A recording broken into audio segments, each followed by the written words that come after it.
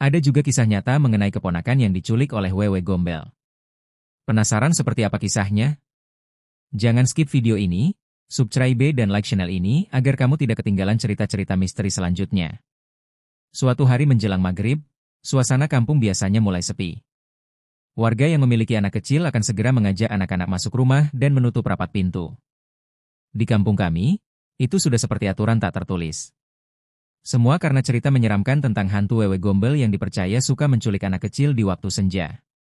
Tapi keponakanku, Zaki, seolah tak percaya dengan cerita itu. Usianya baru 6 tahun, dan hari itu ia pulang dari mengaji agak terlambat karena mengikuti acara ulang tahun temannya. Jalan pulang yang harus melewati perkebunan aren yang sunyi dan gelap. Ibunya, bibiku, menunggu cemas di rumah. Saat malam tiba dan Zaki belum juga pulang, keresahan berubah jadi kepanikan. Bersama suaminya, mereka mulai mencari ke rumah teman-teman Zaki, tapi hasilnya nihil. Ketika jam menunjukkan pukul 10 malam, warga pun turun tangan membantu pencarian. Isu yang beredar, Zaki diculik Wewe Gombel.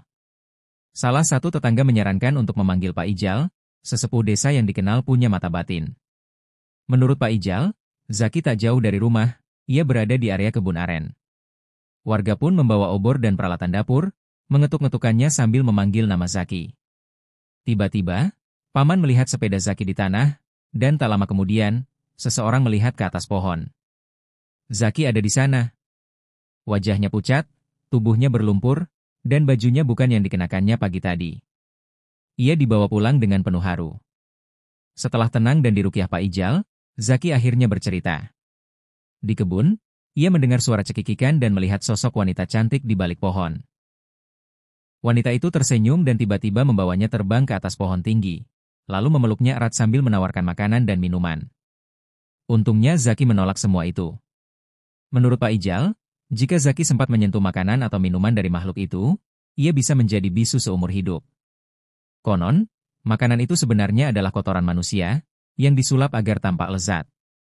Sosok hantu itu dipercaya sebagai arwah Omas, wanita mandul yang dulu dibuang suaminya dan akhirnya bunuh diri secara tragis. Karena kerinduan mendalam akan anak, arwahnya terus bergentayangan menculik anak-anak yang dianggapnya bisa menjadi pengganti anak kandung yang tak pernah ia miliki. Peristiwa ini membuat warga kampung semakin waspada. Kini semua anak diwajibkan pulang sebelum maghrib, dan setiap malam Jumat, pengajian rutin digelar untuk mendoakan arwah Omas agar dapat beristirahat dengan tenang. Dari cerita ini kita bisa memetik pelajaran, agar tidak membiarkan anak bermain di waktu sore hari.